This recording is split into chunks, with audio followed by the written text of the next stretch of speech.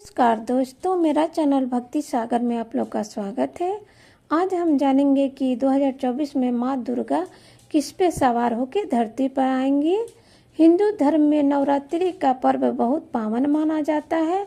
मान्यता है कि हर साल नवरात्रि के पहले दिन दुर्गा माता भगवान गणेश, कार्तिक और देवताओं के साथ धरती पर आती हैं और अपने भक्तों के कष्ट को दूर करती हैं और सभी मनोकामना पूर्ण करती हैं। भागवत के अनुसार माँ दुर्गा का वाहन शेर है और जो शक्ति का प्रतीक है। शेर के अलावा डोली, नाव और घोड़ा, हाथी जिस पे सवार होकर दुर्गा माँ कैलाश पर्वत से धरती पे आती हैं। देवी भागवत के अनुसार देवी का वाहन नवरात्रि के प्रथम दिन पर निर्भर करता है। माता के अलग अलग वाहन का फल भी अलग अलग होता है। तो चलिए जानते हैं कि 3 अक्टूबर 2024 सदातीय नवरात्रि में किस वाहन से होकर माँ धरती लोक पे आएंगी। 2024 में 3 अक्टूबर से नवरात्रि का शुरू है। सदातीय नवरात्रि शुरू है 3 अक्टूबर से।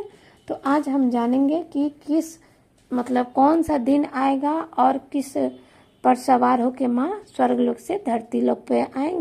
श्री भागवत के अनुसार नवरात्रि का पहला दिन सोमवार और रविवार हो तो दुर्गा माँ का आगमन हाथी पर होता है और जब माँ हाथी पर सवार होकर आती हैं तो बहुत बारिश होता है, पानी गिरता है, यानी कि बारिश होता है।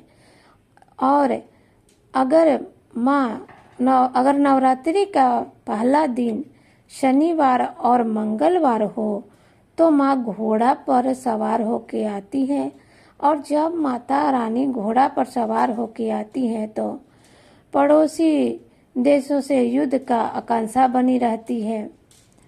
और अगर नवरात्रि का पहला दिन गुरुवार शुक्रवार हो तो माँ डोली में होकर आती हैं और जब माँ डोली में होकर आती हैं तो महामारी का भय बना रहता है। और इसके अलावा माता का डोली में बैठकर आना जन धन की क्षति का भी संकेत है। नवरात्रि का अगर पहला दिन बुधवार हो तो देवी का वाहन नौका होता है और जब माँ नौका पर सवार होकर आती हैं तो सभी के कष्ट को दूर कर देती है, सभी के मनोकामना पूर्ण होता है, चारों बगल खुशहाली खुशहाली होती है। तो अब हम जानेंगे कि माँ का सवारी किस दिन होगा। 2024 में माँ का 3 अक्टूबर से शुरुआत हो रहा है सदातीय नवरात्रि का। तो 3 अक्टूबर के दिन है हम लोग का गुरुवार शुरू हो रहा है, इसलिए माँ डोली पे सवार होकर आएंगी जिसका फल स्वरूप महामारी का भय रहेगा। लेकिन डोली पर सवार होने का मतलब ये नहीं है कि माता आ रही है तो कष्ट ही आ रहा है, ऐसा कुछ नहीं है। ऐसा बस शास्त्रों में विधान में लिखा हुआ है।